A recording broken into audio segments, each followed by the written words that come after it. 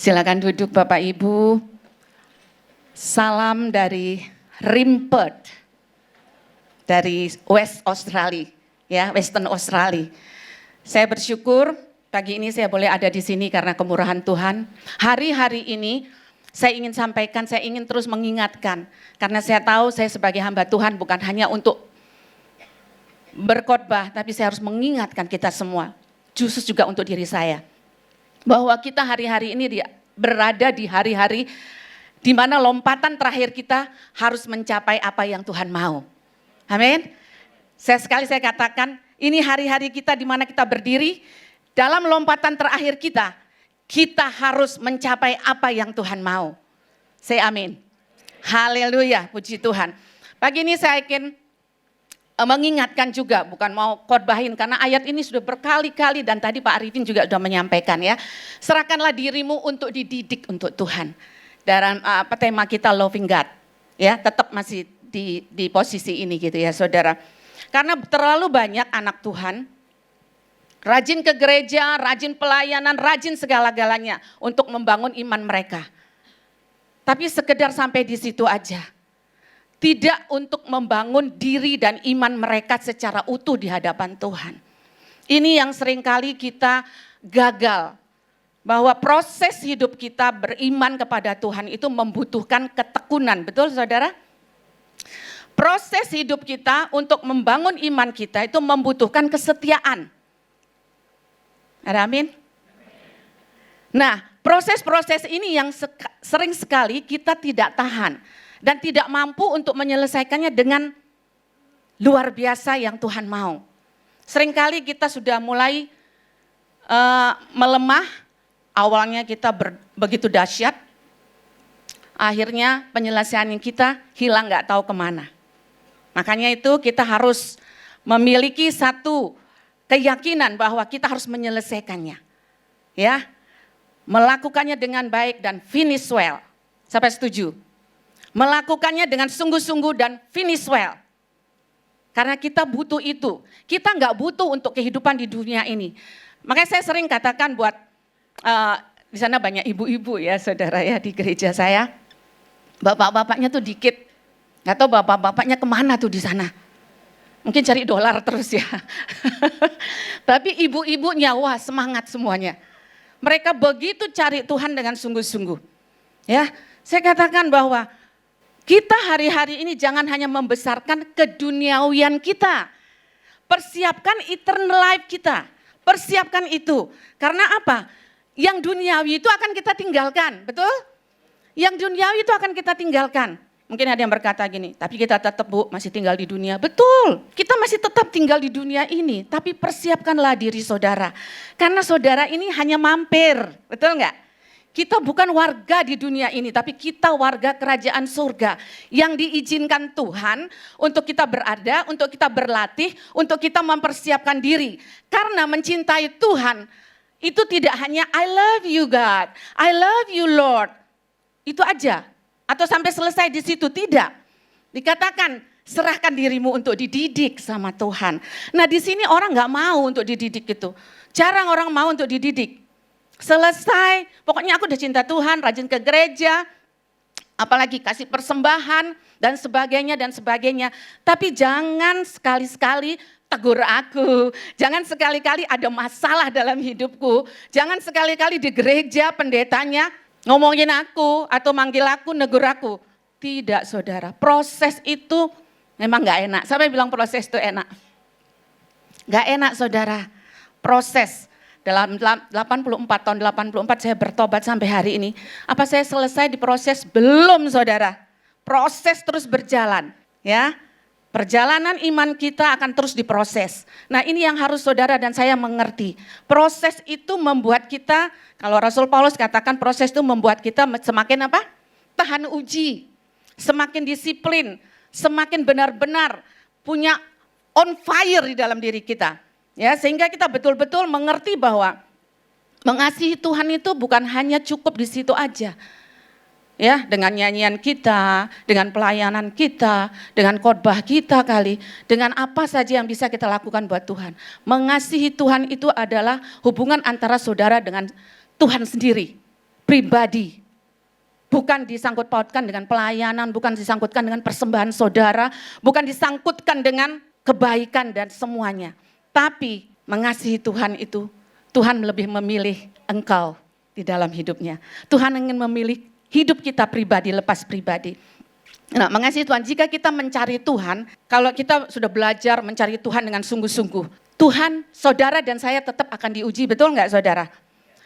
Setan diizinkan oleh Tuhan untuk menguji kita, untuk membuat kita supaya tidak sampai kepada apa yang dia mau. Ya, pada sampai titik tertentu, kalau saudara masih tetap bertahan kepada Tuhan, Tuhan akan tetap menjadi patokan dan kehidupan dan harapan saudara.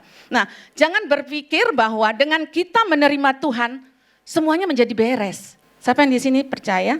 Kalau sudah terima Tuhan, percaya Yesus, everything is okay. Enggak ya saudara ya, saya percaya di sini Pak Gembalanya juga enggak ngajar. Kalau engkau terima Yesus, kalau engkau sudah masuk ke gereja, hidupmu akan aman-aman. No, ya, justru dididik supaya saudara dan saya bangkit. Supaya saudara dan saya memiliki satu kekuatan di dalam proses, di dalam perjalanan, di dalam semua keadaan situasi hidup kita. Tuhan mau kita sebagai pemenang, karena memang kita sudah menang saudara. Tinggal kita merebutnya itu aja. Diberikan kemampuan, diberikan kuasa, diberikan segala sesuatu perlengkapan atribut sama Tuhan. Untuk kita menjadi orang-orang yang hebat di bumi ini. Amin. Nah, dalam Markus 12 ayat 30-31 ada dua hukum yang harus kita patuhi saudara. Ini sudah rasanya kalau mungkin semua jemaat di sini sudah semua menghafal ayat ini. Tapi saya ingin, enggak tahu kemarin waktu saya bilang, waktu sudah hampir sebulan yang lalu sih ya, saya diinfokan untuk mengisi di KU2 ini. Cuman karena proses begitu sibuknya, perjalanan, acara, banyak sekali acara di sana, dan banyak sekali tugas yang saya harus kerjakan. Saya hanya ingat, saya akan ngisi pelayanan di Kute. Saya akan ngisi di pelayanan di Kute. Sambil dimanapun saya bilang, Tuhan apa yang engkau mau sampaikan? Apa engkau mau sampaikan Tuhan? Saya ingin sampaikan apa yang engkau mau. Dan waktu itu, sampai saya landing di sini, sampai di rumah saya duduk gini. Tuhan, saya ini kan mau pelayanan. Tuhan mau bicara apa? Akhirnya saya sampai berangkat dari sana Kamis malam, sampai di sini Jumat pagi subuh. Terima kasih ada ibu satu yang begitu luar biasa menjemput saya. Dia tunggu jam 2 malam saudara di airport. Tapi saya percaya bahwa Tuhan punya maksud yang luar biasa. Jadi waktu saya masuk kamar saya bilang saya mau merenung sebentar deh. Tapi saya pikir ini udah jam 2, setengah 3, jam 4 baru itu selesai. Baru ngobrol-ngobrol belum lagi gitu ya. Saya bilang gini, Tuhan capek banget tidur. Bangun pagi, saya duduk lagi. Enggak ada apa-apa saudara. Saya pikir ini Tuhan suruh saya khotbah apa enggak ya? Apa tak telepon aja, enggak jadi gitu ya. Terus saya duduk lagi. Dalam perenungan saya nyanyi tiba-tiba di hati saya itu. Di hati saya Tuhan bilang lagu pujian tuh keluar. Jesus I love you. Wow, saya dengar kata itu. Ya saya bilang saya mengasihi Tuhan. Tapi terus itu kedengaran. Berarti Tuhan mau ngomong saya itu. Kemudian saya ingatkan lagi dengan ayat ini. Ya, hukum yang terutama. Ya, dikatakan ayat 30. Kasihilah Tuhan Allahmu dengan segenap hatimu dan dengan segenap jiwamu. Dan dengan segenap akal budimu dan dengan segenap kekuatanmu. Biasa ya saudara? Ya biasa itu. Udah berapa kali saya baca, bolak-balik. Saya mengasihi kok. Saya cinta kok, saya mengasihi Tuhan. Tapi Tuhan minta lebih lagi di dalam hidup kita. Karena dia tahu siapa kita. Orang lain mungkin gak tahu. Dia yang paling kenal siapa pribadi kita. Dia yang paling tahu keadaan diri kita. Situasi yang kita alami hari-hari ini. Dia yang paling tahu. Ya, waktu saya renungkan lagi Tuhan mau ngomong apa. Kalau ini mah ayatnya biasa Tuhan. Tuhan bilang, ini hukum yang utama dan terutama loh saudara. Kasihilah Tuhan Allahmu dengan segenap hatimu dan dengan segenap jiwamu, dengan segenap akal budimu. Biasa kan itu saudara? Sangat biasa. Tapi waktu pujian itu lagi, Jesus I love you. Saya bilang sama Bu Yul yang tadi singer di sini, kira-kira udah pernah enggak lagu itu dinyanyiin di gereja? Kalau enggak boleh saya minta lagu itu. Akhirnya saya duduk merenung dan saya mendapatkan betapa Tuhan itu luar biasa sekali. Bahwa kita sering dengar firman, kita sering dengar pujian, kita sering dengar khotbah yang luar biasa, hamba-hamba Tuhan yang luar biasa. Kita tahu firman yang dahsyat-dahsyat. Tapi kita sering mengabaikan itu. Kita anggap itu biasa. Kita anggap itu ya sudah biasa aku dengar. Coba saudara hari-hari ini merenung kembali, duduk kembali, ambil waktu. Benarkah saya mengasihi Tuhan? Benarkah saya mengasihi Dia dengan segenap hati saya, dengan segenap jiwa saya, dengan segenap kekuatan saya? Saya hanya minta itu buat bapak-bapak dan ibu-ibu di tempat ini, bapak ibu semua, adik-adik, kakak-adik semua. Coba renungkan. Karena ini yang menjadi bagian kita nanti di situ. Dia akan tanya, do you love me? Ya, I love you, gampang saudara. Apalagi sekarang I love you itu kayak makanan sehari-hari gitu. Ya, ayat ini katakan, do you love me? Jesus say like that. Jesus adalah Tuhan kita yang mengasihi kita. Pak Arif tadi bilang, mengasihi kita terlebih dahulu. Tapi bagaimana kita? Apakah kita mengasihi Dia seperti Dia mengasihi kita? Ya, itu pertanyaan yang harus. Nah, ini yang hukum yang terutama. Dikatakan di situ ada 4 cara yang saya dapatkan ya. Tuhan memberikan 4 cara untuk mengasihi Dia dengan segenap hati. Ini cara yang dikasih Tuhan. Segenap hati itu seperti apalah? Yaitu panggilan yang penting dalam kehidupan kita sebagai umatnya dengan cara berdoa, punya waktu-waktu berdoa, itu di segenap hati. Melakukan doa kita dengan segenap hati, membaca, merenungkan firman. Saudara, hari-hari ini orang sudah enggak terlalu peduli, agak sedikit sudah enggak serius dengan firman Tuhan. Karena di mana-mana firman Tuhan ada, di laptop, di HP, bahkan HP. Lagi asik baca baca Alkitab di HP, hilang. Karena ada yang lain yang datang. Dan kita akan terfokus dengan yang datang itu. Bukan kita terfokus dengan segenap hati untuk mencari kebenarannya. Di sini dikatakan. Kalau kita sudah membaca firman aja udah terganggu. Saudara, Alkitab ini adalah manual book kita. Kalau kita sudah merasa enggak enak, kita sudah merasa rasanya enggak ada sesuatu terjadi di dalam roh kita. Tidak ada sesuatu terjadi di dalam kehidupan kita. Balik ke manual book kita. Ya, renungkan itu dengan sungguh-sungguh. Percayakan bahwa firman itu saya juga berusaha. Mau di mana saya tetap harus pagi itu sebelum saya melihat yang lain, saya harus melihat dulu manual book saya. Supaya saya bisa berjalan dengan apa yang benar yang Tuhan mau.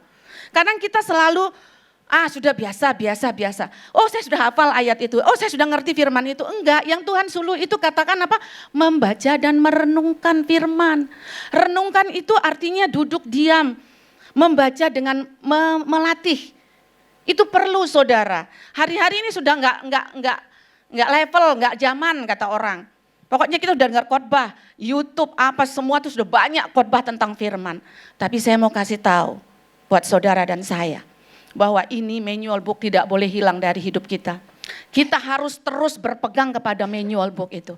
Kalau saudara merasa ada masalah di dalam hidupmu, ada persoalan, ada sakit penyakit, ada apapun yang terjadi, back to your manual book. Jangan lari kemana-mana, jangan pergi kemana-mana.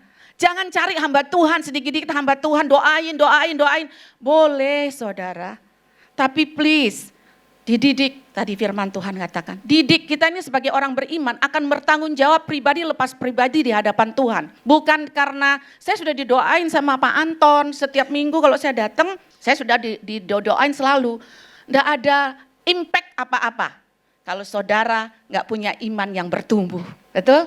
Iman yang bertumbuh itu harus benar-benar mempunyai dengan cara berdoa, membaca firman, melakukan perintahnya. Setelah membaca dan merenungkan, disuruh apa saudara? Melakukan, please saudara, please lakukan. Saudara akan lihat mujizat demi mujizat kalau saudara membaca, merenungkan dan melakukan. Ini kuncinya saudara. Kenapa banyak orang Kristen tidak pernah mengalami satu terobosan di dalam hidupnya? Karena baca firman enggak pernah. Baca firman kalau lagi susah, Baca firman kalau lagi kepingin, enggak saudara. Saudara makan 3 kali sehari. Roh saudara perlu dikasih makan. Feed your spirit. Kasih makan rohmu juga. Kalau saudara enggak makan 3 kali sehari, apa yang saudara rasakan? Lemes, Bo. Enggak bisa buat apa-apa. Betul enggak? Enggak bisa ngapa-ngapain. Itu baru makan 1 hari, enggak makan 1 hari. Kalau setiap hari saudara enggak makan, gimana keadaannya? Sangat bisa dilarikan ke ICU atau apa di sini emergency. Saudara bisa jasmani ini kuat karena saudara memberikan dia makan yang sehat. Bagaimana spirit saudara akan sehat dan melihat kuasa Tuhan bekerja karena kuasa itu ada di dalam spirit yang sudah dikasih sama Tuhan. Kalau spirit saudara tidak di-feed atau diberi makan setiap hari dengan firman dan merenungkan dan melakukannya, nothing happen saudara, tidak ada terjadi apa-apa. Tidak akan terjadi apa-apa dan saudara menjadi orang yang sangat capek di dunia. Kenapa? Aduh capek aku ngikut Tuhan pelayanan ini sana sini nggak ada apa-apa.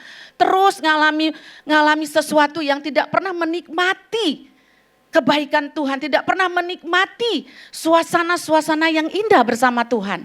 Ayo saudara, jangan saudara hanya punya embel-embel you are Christian but nothing happen with your life. Kita harus memiliki satu pegangan di dalam hidup kita. Kita Kristen, saya sangat bangga saudara jadi orang Kristen. Sangat bangga sekali. Dan saya sangat bersyukur punya Tuhan Yesus yang dahsyat. 3 bulan yang lalu saya juga mengisi firman di sini. Saya saksikan ibu saya mungkin ada di sini ibu saya sekarang. Ya, saya bertobat tahun 84. Dan mungkin saudara sudah pernah dengar kesaksian saya. Saya dibuang, saya ditolak, bahkan saya mau dibunuh. Ya, oleh keluarga saya, orang tua saya, bapak saya. Tapi Tuhan itu masih memberi kesempatan buat saya. Karena Tuhan mau melihat, memperlihatkan kemuliaan, kesaksian hidupnya. Bahwa saya harus menjadi saksi. Ya, 84 saya bertobat sampai hari ini. Saya punya adik, ada 5, saya paling besar. 3, 4 bahkan saudara-saudara. 1 di Jepang, tiba-tiba ditatengin Tuhan Yesus saudara. Di Jepang, di sana di Jepang di the blue sana, enggak tahu di mana itu. Ya. Tiba-tiba Tuhan Yesus sendiri datang sama dia. Itu karena apa saudara? Berdoa jangan putus. Hubungan dengan Tuhan itu membawa kita kepada kemenangan demi kemenangan.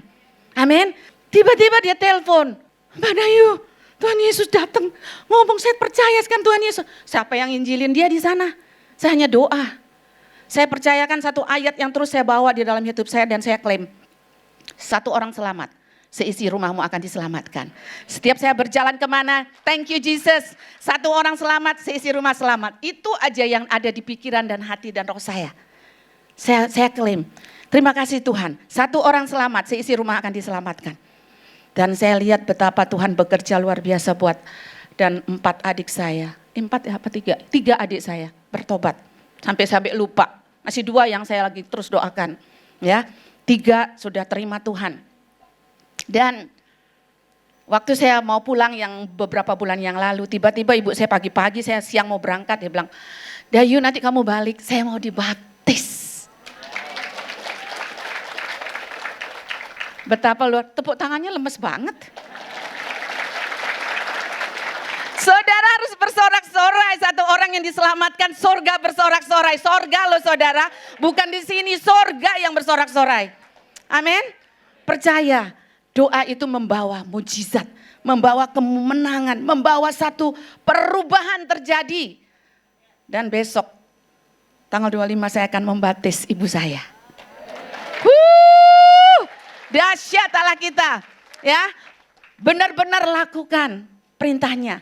Jangan tidak pernah jadi Kristen dari mulai bertobat, ya paling terjadi mujizat sekali, and then tidak ada apa-apa sih, aman-aman saja. Jawabnya gitu saudara, aman-aman saja. Saya kalau aman-aman saja antara iya baik dan tidak gitu loh saudara. Ya, tapi kita harus benar-benar mengalami. Karena Tuhan siapkan saudara bukan sesuatu yang biasa-biasa saudara. Extraordinary life. Itu yang saudara dan saya punya.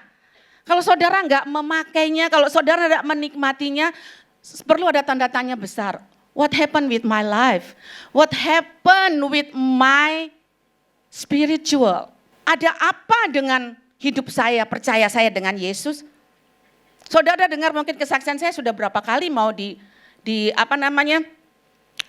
nyawa saya ingin diambil. Terakhir saya kena breast cancer. Saudara lihat saya, apakah saya kayak orang yang sakit? Enggak, saya enggak mau. Cerita pun saya enggak kepada orang. Sampai Bapak Gembala kita tuh agak marah gitu ya. Kamu sakit sebagai anak tidak mau lapor, enggak pernah ngomong, enggak pernah cerita. So saya bilang, Pak, kalau saya sebagai anak hanya ceritakan kesusahan, enggak wise gitu loh rasanya. Datang ke orang tua, Pak, aku sakit. Ya Allah, enggak mau saya. Jadi saya tidak pernah promosikan sakit saya. Tidak pernah apapun yang terjadi dalam hidup saya tidak mau promosikan. Jangan, karena di dalam Tuhan memberikan kita kehidupan, kelimpahan dan kesehatan. Tidak ada tulisan yang mengatakan bahwa kamu akan kena sakit, kamu akan mengalami ini. Enggak, Tuhan katakan engkau hidupmu akan penuh dengan kelimpahan, hidupmu akan penuh dengan kemenangan, hidupmu akan penuh dengan masa depan yang cerah. Alami itu saudara, hari lepas hari. Jangan hanya pegang Yesus, I believe you, enough. No, Jesus, berkaryalah di dalam hidupku. Gimana supaya Yesus berkarya dalam hidup kita? Tadi ini, segenap hati saudara. Apapun, aduh rasanya baca firman kok gak ngerti-ngerti.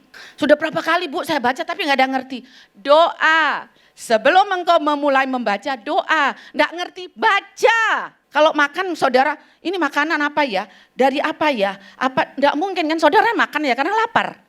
Betul enggak? Kalau lapar apapun dihidangkan kita makan enggak perlu tanya. Ingredientnya apa ya? Terbuat dari apa ya? Enggak makan enggak jadi makan kita. Sama dengan hidup kita. Kita harus benar-benar mengerti spirit kita ini seperti apa. Ya, dan siapa yang memberikan kehidupan itu. Ya, Yesus adalah Tuhan di atas segala Tuhan dan Dia mengasihi kita. Segenap jiwa artinya memusatkan pikiran dan kehendak kita kepadanya, melayani Tuhan dengan penuh dedikasi. Jangan cerita ke sana kemari bahwa saya sudah melayani Tuhan, saya sudah memberikan persembahan, saya sudah ini. No. Dikatakan tanpa pamrih, menyerahkan emosi kita kepadanya. Emosi seperti apapun, manusia tuh punya emosi. Jadi Tuhan suruh apa? Kontrol emosinya. Kuasai dirimu, itu sudah dikasih sama Tuhan. Seringkali kita abaikan itu. Mari mulai saat ini, jangan abaikan semua apa yang diperintahkan Tuhan. Mengingat dan menghargai segala yang Tuhan telah lakukan. Dan mengungkapkan rasa syukur kepadanya. Bersyukur selalu, apapun situasi keadaanmu, tetap pegang Jesus, tetap pegang Dia dalam hidupmu. Bersyukur, klaim apa yang pernah Dia janji dalam hidupmu. Lakukan apa yang menjadi bagianmu, saudara. Dan kau akan melihat mujizat demi mujizat terjadi. Amin. Yang ketiga, dengan segenap akal budi. Berusaha mengenalnya dengan segenap kemampuan. Kemampuan, segenap kemampuan. Mungkin caranya apa? Aku kok gak ngerti-ngerti baca firman. Oke, ikut KM. Ikut KM mungkin bisa membuat saya mengerti karena di sana ada pemuritan. Ikut KM. Ikut apa lagi? Ada SOM. Ikut SOM. Apapun dengan segenap akal budi kita. Jangan akal kita pakai untuk akal-akalan, saudara. Jangan. Jadi dikatakan akal kita pakai untuk memuliakan Tuhan, untuk mengenal Dia, untuk mencari kebenaran dan pengertian yang jelas. Jangan kita bikin akal kita untuk sesuatu yang negatif. Kata Tuhan, akal budi. Budi kita juga akan berubah kalau saudara mengerti apa yang Tuhan mau di dalam kehidupan kita. Ya, jadi benar-benar bahwa firman adalah pondasi iman saudara. Kalau saudara nggak pernah baca firman, saya percaya mau ditanya apa ya, amin. Mau ditanya apa, haleluya. Tapi apa haleluyamu, apa itu aminmu? Tapi dengan pengertian yang benar engkau berkata amin, itu akan jadi. Amin. Dengan perkataan yang benar, dalam benarnya artinya gini saudara, mengenal semuanya, melakukan semuanya, menjalankan dengan baik. Saudara akan haleluya itu berkuasa saudara. Saudara katakan amin, amin itu berkuasa. Ya. Jadi betul-betul saudara berusaha mengenalnya dengan segenap kemampuan. Seperti apa? Saya ingat waktu saya baru habis kemo. Badan gak kuat saudara, kalau habis kemo 7 hari itu kayak badan ditusuk-tusuk, kayak dipotong-potong, tulangnya patah, rasanya semua gak enak. Ada 25 efek akibat dari kemo. Tapi saya selalu, karena saya punya iman sama Tuhan Yesus, saya doakan, saya ambil kertas yang dari dokter. 25 efek, engkau diam, engkau tidak boleh bereaksi apapun di dalam tubuh saya, karena tubuh saya sudah dikuasai Tuhan Yesus. Roh Tuhan ada padaku. Tidak ada satupun efek yang membuat saya terganggu hidup saya. Pokoknya apa yang saya katakan saya ucapkan dengan sungguh-sungguh. Dan puji Tuhan saudara, emang rambut rontok. Tapi yang merusak di dalam tubuh itu tidak. Karena apa? Kita punya iman saudara. Pondasi kita adalah firman Tuhan. Mengerti, belajar, cari, tahu. Coba gini saudara, belajar duduk merenung firman Tuhan satu ayat. Terus kalau saudara dapat gitu remanya ya dari Tuhan ngomong sendiri langsung ke saudara. Itu rasa hati itu wah kayak dapat bongkahan emas yang dari mana gitu ya. Rasanya wow lebih dari apapun. Itu akan membuat kita tuh bersemangat. Hidup kita tuh kayaknya wow bergairah. Itu yang Tuhan mau. Segenap hati, pengetahuan akan Tuhan itu firman-Nya itu akan membuat pondasi iman kita itu kuat. Apapun yang akan terjadi tidak akan membuat engkau lemah karena pondasimu kuat di atas firman, ya. Kemudian dikatakan yang keempat, segenap kekuatan. Mendalami firman Tuhan secara teratur, pelajari karakternya. Jangan hanya baca doang. Terus apa ya dapatnya? Gak tahu itu hanya kerajaan ini, rajanya ini, anaknya ini, keturunannya ini, istrinya. Bingung. Makanya kalau lagi baca firman, jangan pegang HP. Jangan baca dari HP deh kalau saya bilang baca firman. Dari Alkitab. Alkitab kasihan loh itu. Pencetak Alkitab sudah kayaknya mulai berkurang penjualannya karena semua pikir pakai HP. Saudara, ayo kita bantu. Karena apa? Ini tadi benar-benar sesuatu yang kita harus. Karena kadang-kadang kalau kita baca di HP, sering ada gangguan-gangguan. Gangguan-gangguan yang membuat kita akhirnya stop. Tapi kalau saudara mau benar-benar teratur, pelajari karakternya dan terapkan dalam hidup sehari-hari. Berbicara dalam doa dengan dia. Mencari komunitas saudara. Cari komunitas. Kita baru menerima kedatangan atau penyambutan untuk mahasiswa baru dari Indonesia. Banyak banget datang ke Perth. Orang Indonesia ini luar biasa. Sogeh-sogeh sekolah semua di sana. Ya, luar biasa ya. Dan anak-anak Tuhan loh saudara. Dan mereka baru disambut kemarin sekitar 30-an anak. Jadi dikatakan bahwa cari komunitas. Dimanapun saudara berada. Makanya yang paling utama saya selalu pesankan kepada ibu-ibu yang mengantar atau orang tua yang mengantar. Anakmu kalau datang ke luar negeri cari komunitas yang tepat.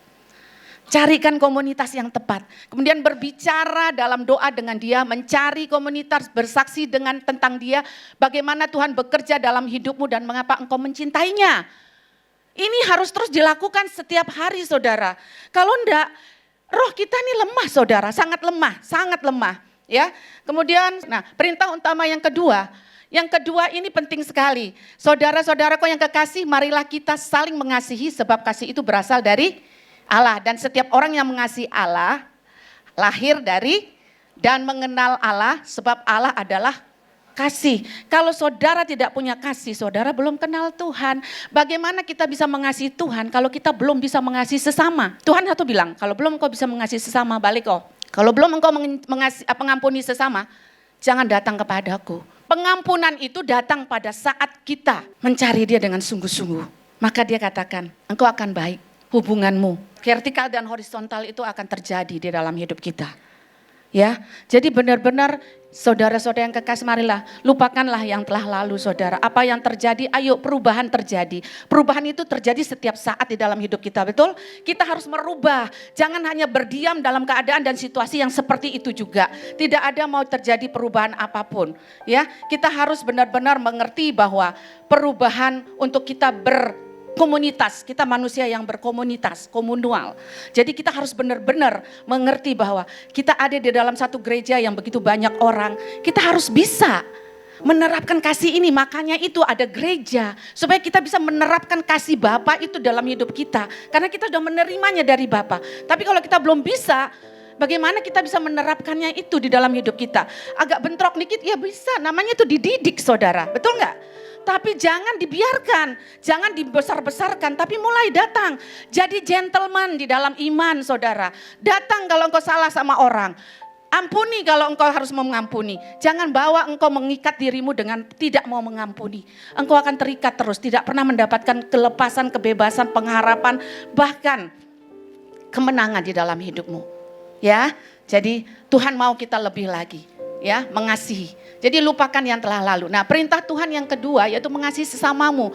Dikatakan inilah perintahku kepadamu. Perintah saudara, kalau siapapun kita di kantor, kita diperintah, kita harus lakukan enggak?